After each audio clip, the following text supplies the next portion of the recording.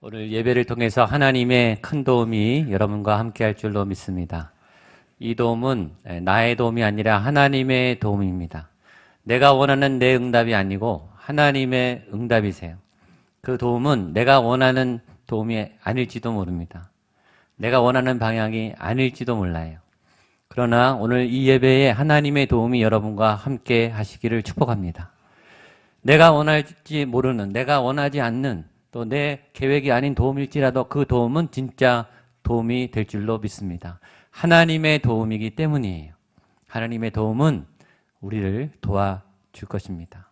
내 생각과 다르고 또 내 결정과 다른 도움일지라도 그것이 내 도움과 내 생각과 맞으면 더 좋고요. 그러나 분명 중요한 것은 이 시간에 하나님의 도움이 여러분과 함께 한다는 것입니다. 그 도움을 꼭 받아가시고 그 도움으로 새롭게 살아가시는 여러분 되시기를 축복합니다. 형들을 만난 요셉은 형들에게 테스트를 합니다. 화해를 하고 싶었으나 화해를 할 수 없는 상황입니다. 믿을 수 없기 때문이죠. 한 번 만났다고 믿을 수 있다면 얼마나 좋겠습니까? 밥 한 번 잘 먹었다고 다 믿을 수 있으면 얼마나 좋겠어요. 그러나 테스트를 거쳐야 되죠. 정말 화해해도 되는가? 정말 믿어도 되는가? 정말 이 형들이 변했는가? 나에게 공격적이지 않은가? 내 아우 베냐민에게 해롭지 않은가? 그걸 확인을 해야 화해를 할 수 있는 거죠. 그래서 요셉은 테스트를 합니다. 베냐민의 짐 속에 은잔을 넣고 형들을 당황하는 현상으로 만듭니다. 베냐민도 곤란하게 만들고 형들도 곤란하게 만들어요. 그리고 형들이 이기적일 수 있는, 형들은 이제 가도 된다. 베냐민만 놓고 가라.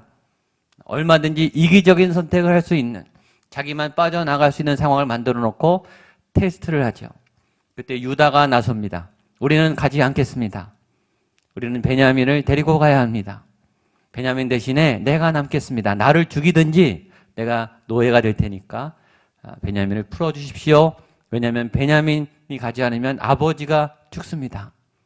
아주 절박한 그리고 진실된 간절한 호소를 통해서 이야기를 합니다.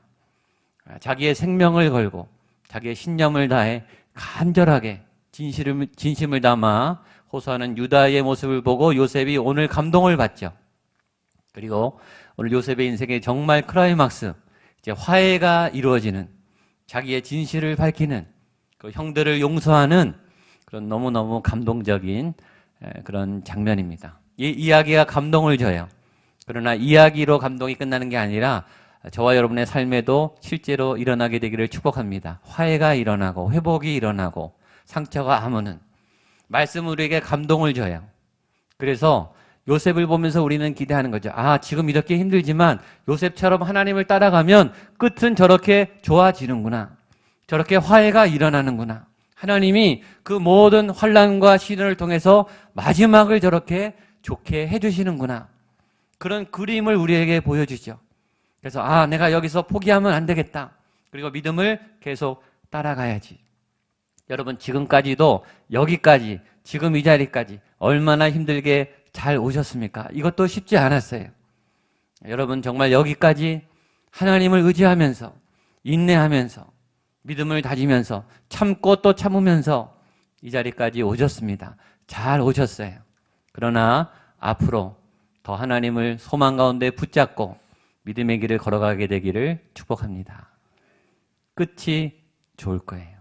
오늘 요셉처럼 아름다운 화해와 눈물의 감동과 또 용서의 재회가 우리 삶 속에도 나타나게 되기를 축복합니다. 요셉이 정을 못 참고 눈물을 터뜨려 버립니다. 1절입니다. 시작.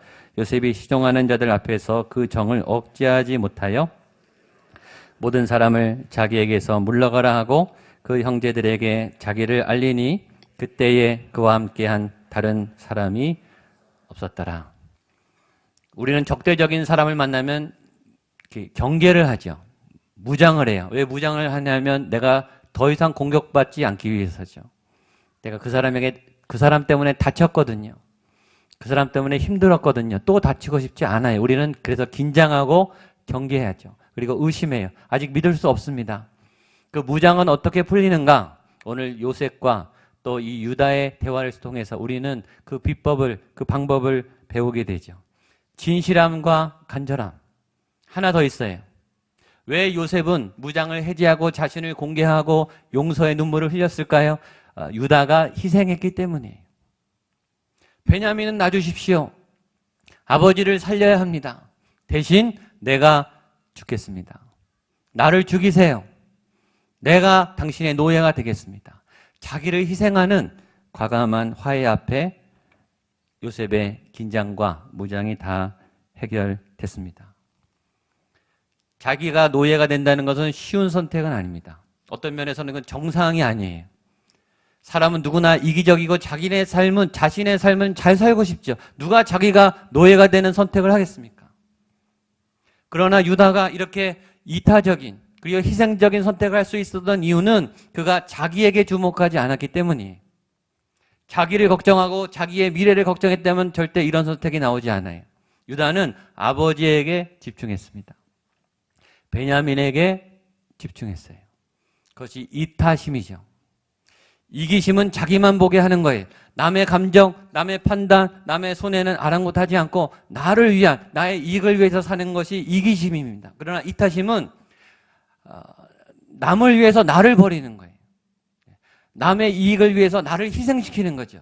그러니까 결국 누군가는 희생을 보고 손해를 봐야 되는 거죠. 유다는 아버지에게 집중했어요. 아버지를 사랑했어요. 그리고 베냐민을 사랑했어요. 그러면 자기 희생은 쉬워지는 거예요. 이것이 사랑이죠. 그리고 사랑은 자발적인 사랑이 아름답습니다. 강제로 미리 계산하고 이런 게 아니라 정말 순수하게 자발적인 희생을 한 것입니다. 여러분, 사랑하면 주고 싶죠. 사랑 안 하면요, 뺏고 싶습니다. 사랑하면 져줄 수 있습니다. 사랑 안 하면 이기고 싶어져요. 내가 그 사람을 사랑하는가? 그걸 보면 알아요. 주고 싶은 마음이 넘쳐나면 사랑하는 겁니다. 사랑을 하면요, 주면서 미안해합니다. 더 못 줘서 미안해하죠. 나는 최선을 다해서 주면서도 미안하고 내가 초라해 보여요. 그게 사랑이에요. 근데 사랑하지 않으면 뺏습니다. 더 뺏어요. 이용해 먹죠. 사랑하면 그 사람이 먼저 보여요. 온통 그 사람 생각이에요. 모든 것이 그 사람 중심으로 돌아가요. 그 사람이 먼저가 돼요. 사랑 안 하면 내가 먼저가 되죠. 유다는 자신을 잃어버렸어요. 사랑 앞에 아버지와 가족이 먼저인 사람이 됐습니다. 그 모습을 보고 요셉이 이제 신뢰하기 시작한 거예요. 아, 이제 이 형이 바뀌었구나. 신뢰해도 되겠구나. 마음을 열어도 되겠구나. 내 정체를 드러내도 되겠구나. 신뢰가 쌓였습니다. 여러분, 화해는, 오해가 풀리는 일은 누군가의 희생이 필요해요. 누군가의 양보가 필요해요. 팽팽히 맞서서는 자기 주장을 굽히지 않고서는 화해는 이루어지지 않아요. 누군가는 피를 흘리고 누군가는 양보를 하고 누군가는 손해를 봐야 신뢰가 생기죠. 희생을 보고 손해를 보고 헌신을 보고 우리는 마음을 열어요. 그래서 우리는 또 하나 생각해야 되는 거예요. 왜 우리는 풀리지 않는가? 왜 우리는 화해하지 못하는가? 내가 고집을 부려서죠. 그 사람이 고집을 부려서가 아니라 내가 양보를 안 하고 있는 거예요. 내가 고집을 꺾지 않는 거예요. 내가 손해보기 싫어서 화해가 안 되는 거예요. 오늘 성경은 우리에게 화해를 알려주고 있습니다. 여러분, 왜 2016년 4월 오늘 왜 하나님은 우리에게 화해의 말씀을 주실까요? 화해하라는 계시가 아니겠습니까? 우리가 할 수 없는 화해, 우리의 능력으로 풀 수 없는 화해, 우리가 꺾을 수 없는 나의 고집 때문에 미뤄졌던 이 화해들이 오늘 그리고 이번 한 주간 제 삶에 그리고 우리 성도님들의 삶에 멋지게 나타나기를 주님의 이름으로 축복합니다. 그렇게 된다면 얼마나 좋겠습니까? 하나님의 은혜로 오랜 앙금이 풀리고 화해가 될 수 있다면 말이죠. 그 눈물 앞에 요셉이 정체를 이제 드러냅니다. 자신의 이름을 말하기 시작합니다. 2절 3절입니다. 시작. 요셉이 큰 소리로 우니 애굽 사람에게 들리며 바로의 궁중에 들리더라. 요셉이 그 형들에게 이르되 나는 요셉이라. 형들이 그 앞에서 놀라서 대답하지 못하더라. 유다가 진실함으로 나오니까 요셉도 진실함으로 나오는 거예요. 그래서 가면을 벗는 거예요. 요셉이 가면을 쓰고 있었어요. 그러나 그 가면을 벗고 엉엉 울기 시작했어요. 이 울음이요 얼마나 컸는지 이 궁중 전체, 이 애굽궁, 바로의 궁까지 퍼졌다는 거예요. 그러니까 어마어마하게 크게 운 거예요. 엉엉 운 거예요.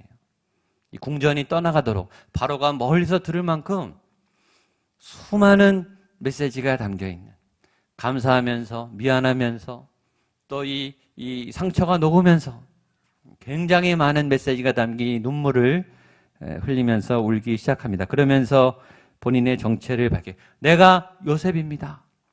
자신의 가면을 벗습니다. 우리는 가면을 쓸 때가 있어요. 마스크를 쓸 때가 있죠. 황사가 많으면, 미세먼지가 많으면 마스크를 써야 돼. 보호하기 위해서요. 우리가 가면을 쓰는 이유는 보호하기 위함입니다. 우리는 가면 뒤에 숨습니다. 가면은 우리를 보호해주기 때문이죠. 그러나 마스크를 쓰면서 우리는 또 하나, 또 다른 마음을 가져요. 지난주에 선거가 있지 않았습니까? 거기 투표하러 온 연예인들 사진 중에 아주 재미있는 사진이 하나 있어서 제가 하나 갖고 왔는데 한번 보시죠. 누군지 아시겠습니까? 박혜진이라고 하는 아주 잘생긴 배우입니다. 그 다음 모습, 원래 이렇게 잘생긴 배우인데 그 전에 사진 보여주십시오. 투표하는 사진. 갑자기 제 얼굴이 나오니까. 저 마스크를 썼는데 다 가리지 않았잖아요. 그렇죠? 그러니까 이 배우 안에 두 마음이 느껴진 거예요. 가리긴 가리되 나를 알아줬으면 하는 가림이죠. 이 연예인만 이렇겠습니까? 우리는 마스크를 쓰면서 숨으려고 마스크를 써요. 안전하려고 마스크를 써요. 근데 정작 숨어서 아무도 나를 몰라주잖아요? 그러면 섭섭해요. 누군가 나는 알아줬으면, 누군가 나를 기억해줬으면. 어떤 여자 연예인은 결혼을 했는데 몇 년 동안 남편 앞에 화장을 지운 얼굴을 안 보여줬다는 그런 분 얘기가 있더라고요. 참 여러 마음이 들어요. 남편에게까지 화장을 지울 수 없는 그 여인의 고민은 뭐였을까? 뭐가 그렇게 두려웠을까? 가면을 벗으면 어떤 일이 생길까? 왜 두려워했을까? 좀 안타까움이 있었습니다. 여러분, 가면은 위험할 때 쓰는 거예요. 안전하지 않을 때. 내 정체를 드러냈을 때 내가 보호받지 못하고 내가 있는 그대로 수용되지 못할 때 우리는 가면을 씁니다. 우리는 많은 가면이 있습니다. 직장에서 가면을 씁니다. 학교에서 가면을 써요. 또 이웃과의 만남에서 가면을 씁니다. 가정에서도 가면을 쓰는 분들이 있습니다. 교회에서도 가면을 쓰는 분들이 있습니다. 우리는 많은 가면이 있어요. 상처가 많은 분일수록 가면이 많고 상처가 깊은 분일수록 가면이 두껍습니다. 위장이 강해지죠. 요셉은 애굽의 총리라고 하는 가면을 오래 쓰고 있었어요. 그리고 사브랏 바네아라고 하는 다른 이름을 가지고 살고 있었어요. 그건 요셉의 직함이죠. 요셉의 사회적인 지위였어요. 그리고 그 뒤에 숨어 있었어요. 형들을 만났음에도 내가 요셉입니다. 내가 당신들의 동생입니다. 라고 공개할 수 없었어요. 왜냐? 위험했기 때문이죠. 정체를 드러내면 안심할 수 없는 상황이 생기기 때문이에요. 그래서 요셉은 감추고 있다가 이제 안전한 것을 확인하고 드디어 마스크를 벗습니다. 황사 마스크 쓰다가 벗으면 얼마나 홀가만, 공기가 좋아서 호흡하는 그 자유로움이 있지 않습니까? 저는 교회는 가면을 벗는 공동체라고 생각해요. 세상은 가면을 써야 삽니다. 세상은 안전하지 않아요. 세상을 가면을 벗으면 공격합니다. 놀려요. 그리고 이용해요. 세상은 안전하지 않아요. 그래서 우리는 세상에 나갈 때 가면을 써요. 가면을 써야 안전합니다. 그러나 여러분, 교회는 가면을 벗어야 되는 자리입니다. 만약 교회에 와서 가면을 써야 한다면 그것이 과연 교회일까요? 초등학교 아이들이 교회에 와서 가면을 써야 한다면, 구역 식구들이 구역 예배에 와서 가면을 써야 한다면, 제가 가끔 설교하잖아요. 우리가 어떤 예배는 이 성도님들이 와서 예배를 드리는데 그렇게 깔끔하고 그렇게 멋질 수가 없어요. 마치 지난 주간에 아무 일이 없었던 것처럼, 나는 잘만 살았던 것처럼 아주 예쁘게 단정하게 말끔히 예배하고 깔끔하게 돌아갑니다. 과연 그랬습니까? 지난 한 주간에 정말 아무 일이 없었습니까? 교회는 하나님을 만나는 자리예요. 그 아버지 앞에 내 가면을 벗고 하나님 너무 힘들었어요. 너무 아팠어요. 하나님 때는 너무 감사했어요. 나 기뻐요. 하나님하고 그 아버지 앞에서 마음껏 즐거운 교제, 위로를 받고 일르고 호소하고 하나님의 이 만져주심을 당하는 그 자리가 교회가 아니겠습니까? 예배는 그 좋으신 하나님 앞에 무장을 해제하고 눈물을 쏟아내고 우리의 진실을 아뢰는 자리입니다. 우리의 예배는 어떻습니까? 저는 우리 목양교회 예배가 그런 예배가 될 수 있게 되기를 축복합니다. 가면을 쓰고 예배하시는 분들이 있습니다. 몰래 숨어서 내가 누군지 모르게 안전해야 하거든요. 어떤 분들은 가면을 쓰고 공연하러 오는 분이 있어요. 가면을 쓰고 사역해요. 내가 마치 믿음이 좋은 것처럼, 내가 훌륭한 사역자인 것처럼, 내 안에는 하나님이 다 해결해 줘서 나는 능치 못함이 없는 것처럼 그렇게 가면을 쓰고 사역하는 분들이 있습니다. 숙제처럼 예배하는 분들이 있습니다. 혼날까 봐, 예배 빠지면 하나님한테 혼날까 봐, 우리 아이 다칠까 봐 가면을 쓰고 예배하는 분들이 있습니다. 오늘 성경에서 요셉이 가면을 벗습니다. 저는 저와 여러분이 이 예배를 통해 가면을 벗게 되기를 축복합니다. 요셉의 말이 멋있습니다. 요셉이 뭐라 그러냐면요, 나는 요셉이다 이렇게 말합니다. 여러분, 이 말이 뭐가 어렵습니까? 요셉인 자기가 자기를 요셉이라고 말하는 게 왜 이렇게 어려워요? 근데 요셉이 요셉으로 살지 않고 사브나 바네아로 지금 몇 년을 살았어요. 왜? 죄 때문에. 왜? 상처 때문에. 그는 숨기고 살아야 돼요. 가리고 살아야 돼요. 형들을 만났음에도 자신이 요셉이라고 밝힐 수 없었어요. 그러나 이제 요셉은 당당히 말합니다. 나는 요셉입니다. 나는, 내 이름은 요셉입니다. 저희 교회도 이름이 누군지 모르시는 분들이 있습니다. 물어봐도 안 알려주세요. 신방 가겠다 그래도 절대 오지 마라 그러세요. 몇 년을 보고 또 오래 봤는데 누군지 모르겠어요. 그리고 가족이 누군지도 잘 모르겠어요. 그리고 문제가, 기도 제목이 뭔지도 잘 모르겠어요. 저는 그분들을 위해서 기도해요. 하나님, 얼마나 힘들면 교회에 와서 저렇게 얘기를 못 하실까? 분명히 기도 제목이 있고 분명히 도움을 받아야 할 영역이 있는데 꼭꼭 감추고, 하나님 도대체 얼마나 아픔이 있길래, 얼마나 힘드셨길래 저러실까? 그래서 기다리죠. 저는 강요하지는 않습니다. 하나님이 도와주셔서 그분이 위로를 받고 회복이 되셔서 가면을 벗을 수 있도록. 요셉은 오랜 시간이 지나서야 말합니다. 나는 요셉입니다. 형들이여, 내가 요셉입니다. 오늘 여러분에게 이런 회복의 은혜가 있게 되기를 축복합니다. 정체를 드러내자마자 요셉이 한 말이 있어요. 이게 굉장히 중요합니다. 놀랍게 요셉은 정체를 드러내자마자 아버지 얘기를 합니다. 3절입니다. 시작. 요셉이 그 형들에게 이르되 나는 요셉이라 내 아버지께서 아직 살아 계시니까 형들이 그 앞에서 놀라서 대답하지 못하더라. 가면을 벗으면 어떤 장점이 생기는가? 하고 싶은 말을 할 수 있어요. 정체를 드러내면 이제 내가 그동안 기다렸던 하고 싶은 말을 마음껏 할 수 있어요. 내가 하고 싶은 일을 이제는 할 수 있어요. 전에는 다른 사람에게 끌려서 어떤 모임에 내가 강제로 억지로 했는데 이제는 그렇게 하지 않고 내가 자유롭게 할 수 있어요. 요셉은 무슨 말을 그렇게 하고 싶었는지 정체를 밝히자마자 바로 아버지 얘기를 하는 거예요. 이걸 수로 봐서 요셉은 계속 아버지 걱정을 하고 있었던 거죠. 요셉은 아버지를 너무 사랑했던 것 같아요. 아버지가 지금 제일 급해요. 왜냐, 그 아버지가 지금 자기가 죽은 줄 알고 계시거든요. 지금 요셉도 두 아들의 아버지입니다. 아버지의 마음으로 아버지를 이해하고 있어요. 지금 아버지가 가장 사랑하는 두 아들이 지금 아버지를 떠나 있어요. 첫 번째 아들 요셉은 22년 전에 죽은 줄 알고 있고, 두 번째 아들 베냐민은 지금 빼앗겨서 타국에 와 있어요. 그 아버지가 너무 걱정이 되는 거예요.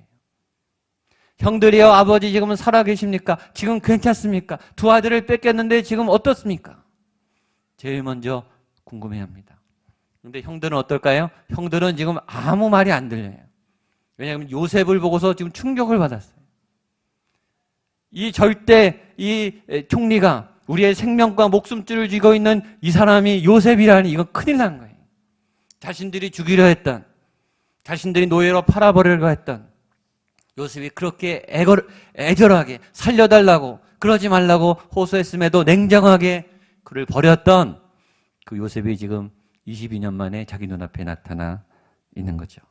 그것을 요셉이 알았습니다. 그래서 형들을 안심시켜요. 4절과 5절입니다. 시작. 요셉이 형들에게 이르되 내게로 가까이 오소서. 그들이 가까이 가니 이르되 나는 당신들의 아우 요셉이니 당신들이 애굽의 판자라. 당신들이 나를 이곳에 팔았다고 해서 근심하지 마소서. 한탄하지 마소서. 구원하시려고 나를 당신들보다 먼저 보내셨나이다. 우린 형들의 상황을 충분히 이해해요. 얼마나 놀랐겠어요. 정말 인생 최대 충격이죠. 그리고 지금 생명의 위협 가운데 벌벌벌 떠는 거예요. 이제 죽었다. 이제 죽은 거예요, 사실. 얼마나 무서웠겠어요. 근데 요셉은 형들을 안심시킵니다. 요셉의 말이 우리의 마음에 와닿죠. 근심하지 마소서. 한탄하지 마소서. 이 말은 무슨 내용이죠? 형님들 안심하세요. 복수는 없습니다. 이거죠. 근심하지 마십시오. 내가 용서했습니다. 한탄하지 마십시오. 후회하지 마십시오. 복수는 없습니다. 그런데 여러분, 이 말을 형들이 믿었을까요? 안 믿죠. 이게 죄의 또 하나의 특징입니다. 죄는 우리를 상대방이 용서했는데 용서를 안 받아들이게 해요. 믿을 수 없어요. 못 믿죠. 이 요셉이 나중에 안심시켜놓고 죽이면 어떡하나 이렇게 의심을 하는 거예요.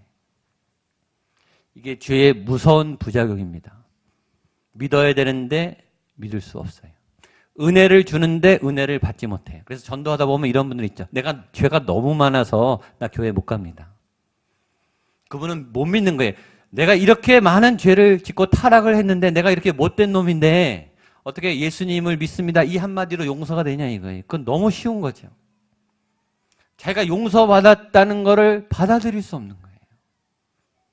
자기 죄가 너무 많아서. 그래서 용서를 안 받아들여요. 그리고 죄인으로 또 살아요. 그게 자연스럽고 자기라고 생각하죠. 그러니까 죄인은 은혜를 못 받아요. 못 믿어요. 오늘 여러분에게 은혜가 부어지게 되기를 축복합니다. 용서를 용서로 받으세요. 선한 도움을 도움으로 받으세요. 그러니까 요셉이 형들을 설득하는 거예요. 그러면서 아주 유명한 말을 합니다. 그것이 하나님의 섭리죠. 요셉은 이렇게 말합니다. 하나님이 생명을 구원하시려고 나를 당신들보다 먼저 보내셨나이다. 아주 위대한 고백을 합니다. 하나님이 생명을 구원하시려고 나를 당신들보다 먼저 보내셨나이다. 이것이 그동안 정말 불행했던, 정말 생고생을 했던, 그렇게 철저히 망가질 수밖에 없었던 요셉이 자신의 인생을 돌아오며 내린 믿음의 결론이에요. 내가 이렇게 고생한 이유는, 내가 이렇게 죽도록 힘들게 살았던 이유는 당신들 때문이 아니라 하나님이 나에게 선하게 하기 위함입니다. 요셉은 자신의 인생의 결론을 하나님의 뜻 안에서 좋게 해석하고 있습니다. 얼마나 많은 일이 있었습니까? 얼마나 많은 억울한 일이 많았습니까? 그러나 요셉은 그것을 이제 하나님의 은혜로 아름답게 마감을 하고 있는 거예요. 이것을 우리는 섭리라고 말하죠. 섭리란 이 땅에 우주 만물의 우연한 많은 현상들이 그게 우연한 것이 아니라 자연 법칙이 아니라 나의 선택과 결정이 아니라 역사의 심판이 아니라 하나님의 손 안에서 다스림을 받는다라고 고백하는 태도예요. 그 지혜죠. 그것이 섭리입니다. 오늘 우리는 목양교회에 와 있어요. 이곳에 와 있습니다. 우리가 결정해서 우리가 와 있죠. 우리가 지금 3부 예배에 와 있습니다. 그러나 나의 결정이 아니고 이 걸음을 인도한 분은 하나님이다 라고 고백하는 게 섭리죠. 이것이 하나님의 지혜인 거예요. 왜 우리는 지금 여기 있을까요? 여러분, 우리가 인생의 어떤 경험보다 더 중요한 것은 해석이죠. 나는 왜 여기 있는 것입니까? 이것이 해석되십니까? 나는 왜 그 여자와 결혼했고 그 남자와 결혼했습니까? 나는 왜 이런 아들과 이런 딸들을 낳았습니까? 나는 왜 지금 구리에 살고 있고 남양주에 살고 있습니까? 그게 하나님의 은혜 안에서 해석이 돼야 되는 거예요. 해석이 안 되죠. 이해할 수 없죠. 왜 하나님 나에게 이런 일을 주셨습니까? 그러나 요셉은 그동안 계속 묵상한 거예요. 왜 나는 노예로 팔려갔는가? 왜 나는 형들의 미움을 받았는가? 왜 나는 죄인의 자리까지 갔는가? 왜 나는 꿈을 해석하는 사람이 됐는가? 그런 것을 잘 돌아봤더니 이제 해석이 되기 시작하는 거예요. 8절에 더 위대한 정리를 합니다. 8절입니다. 마지막 시작. 그런즉 나를 이리로 보내니는 당신들이 아니요 하나님이시라. 하나님이 나를 바로에게 아버지로 삼으시고 그 온 집의 주로 삼으시며 애굽 온 땅의 통치자로 삼으셨나이다. 아멘. 섭리의 입장에서 말할 때는 주어가 하나님이 되는 거예요. 내가 한 게 아니라 형들이 한 게 아니라 하나님이 하신 겁니다. 하나님이 나를 이곳에 이끄셨습니다. 여러분, 이렇게 섭리로 해석할 수 있는 그 도구가 믿음이에요. 믿음.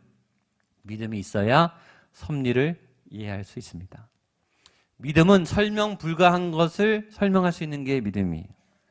요셉은 왜 그렇게 억울했을까? 요셉은 왜 이렇게 고난을 당했을까? 설명할 수 없죠. 해석할 수 없어요. 요셉은 왜 하필 11번째 아들로 태어나서 아버지의 편을 받았을까? 설명할 수 없어요. 그리고 물을 수도 없어요. 그러나 요셉은 해석합니다. 이것이 생명을 구하기 위한 하나님의 아주 철저한 세밀한 계획이었습니다. 그 하나님의 방향은 생명과 구원이, 건강과 소망이, 빛과 진리예요. 하나님 우리를 그렇게 인도해 가고 계십니다. 여러분의 인생이 이렇게 하나님 앞에 요셉처럼 아름답게 해석되기를 축복합니다. 그래서 하나님은 선하십니다. 하나님은 생명이십니다. 하나님은 구원이십니다. 이 섭리에 대해서는 다음 주에 한 번 더 설명하겠습니다. 섭리에 대해서 중요한 우리가 놓치지 말아야 될 것이 있어요. 그것은 죄에 대한 해석입니다. 그럼 형들의 죄는 정당한가? 가룟 유다의 죄는 정당한가? 죄는 죄예요. 그건 어쩔 수 없는 게 아닙니다. 그건 죄예요.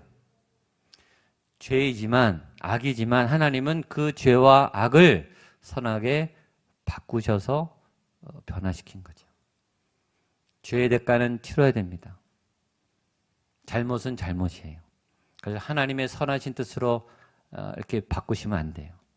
그러나 하나님은 그 실수도, 죄도, 악함도 선하게 바꾸시는 분이신 것이죠. 여러분 안에, 제 삶 안에 하나님의 놀라운 섭리가 있음을 믿으십시오. 그리고 섭리를 따라 아직 요셉은 지금 마무리가 됐지만 아직 광야 중에 있는 분이 계시죠. 아직 해석이 안 되시는 분이 아마 계실 거예요. 하나님 도대체 언제까지입니까? 요셉은 이렇게 됐는데 왜 나는 아직입니까? 이런 분이 분명히 계실 거예요. 그러나 요셉이 모델입니다. 요셉의 끝이 아름다웠듯이 여러분의 끝도 아름다울 줄로 믿습니다. 하나님을 붙잡고 믿음의 걸음을 잘 걸어가시기를 축복합니다. 기도하겠습니다. 하나님 아버지, 드디어 요셉이 오랜 가면을 벗었습니다. 자신을 보호하기 위해서 썼던 그 불편한 가면들을 벗고, 형님들, 내가 요셉입니다. 내 이름은 요셉입니다. 자신을 당당하게 드러냈습니다. 하나님, 이 성전이 우리의 가면을 벗는 자리가 되게 하여 주시옵소서. 우리의 고통이 위로를 받으며 우리의 기쁨이 소망으로 그렇게 하나님께 전달되는 그런 소중한 자리가 되게 하여 주시옵소서. 또한 하나님 아버지 이 자리가 우리의 인생이 해석되는 자리가 되기 원합니다. 내가 아니고 형들이 아니고 가족이 아니고 이 사회가 아니라 하나님께서 내 인생을 주관하고 다스리고 계십니다. 그런 아름다운 고백이 될 수 있는 믿음의 여정으로 우리를 하루하루 이번 한 주도 인도하여 주시옵소서. 예수님의 이름으로 기도하옵나이다.